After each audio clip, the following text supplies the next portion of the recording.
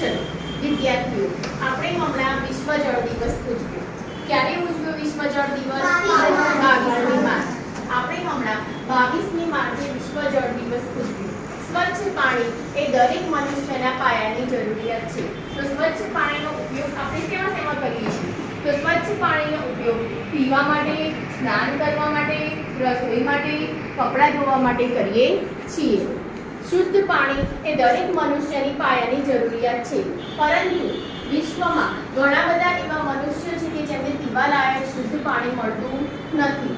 એવા મનુષ્યોને કમનસીબે પીવાલાયક પાણી પૂરું મળતું નથી.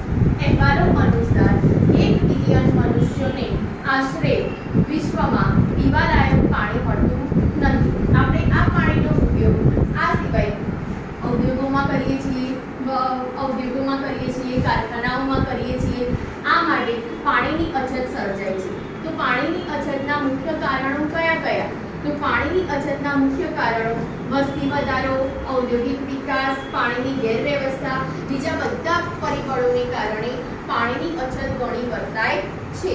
આ હેતુથી આપણે પાણીનું શુદ્ધિકરણ કરવું જોઈએ. પાણીનું શુદ્ધિકરણ એ જ એક ઉપાય છે કે આપણે પાણીની અછતને રોકી શકીએ છીએ. પાણીનું શુદ્ધિકરણ એટલે શું?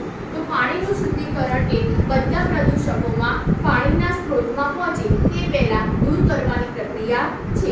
તો આ પ્રકારની ક્રિયાવિધિ સામાન્ય રીતે સુએજ ટ્રીટમેન્ટ તરીકે ઓળખાય છે. સુએજ ટ્રીટમેન્ટ એ શું છે? તો સુએજ ટ્રીટમેન્ટ એટલે કે પાણીમાં જે પ્રદૂષકો હોય એને દૂર કરવાની પ્રક્રિયા છે.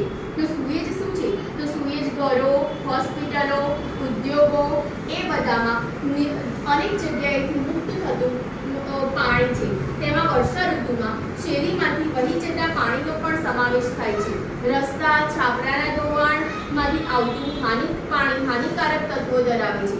સુએજ એ પ્રવાહી કચરો છે. તેમાંનું મોટા ભાગનું પાણી એ દ્રાવ્ય અને નિલંબિત દ્રવ્યો ધરાવે છે, જેને પ્રદૂષકો કહે છે. તો આ આપણે સુએજ ટ્રીટમેન્ટ આપણે પ્રોજેક્ટર ઉપર જોઈશું, જે તમે શાંતિથી જોશો.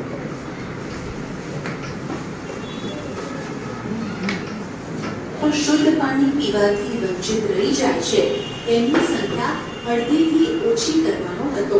પાણીનું શુદ્ધિકરણ એ બધા પ્રદૂષકોને પાણી સ્ત્રોતમાં પહોંચે તે પહેલા દૂર કરવાની પ્રક્રિયા છે.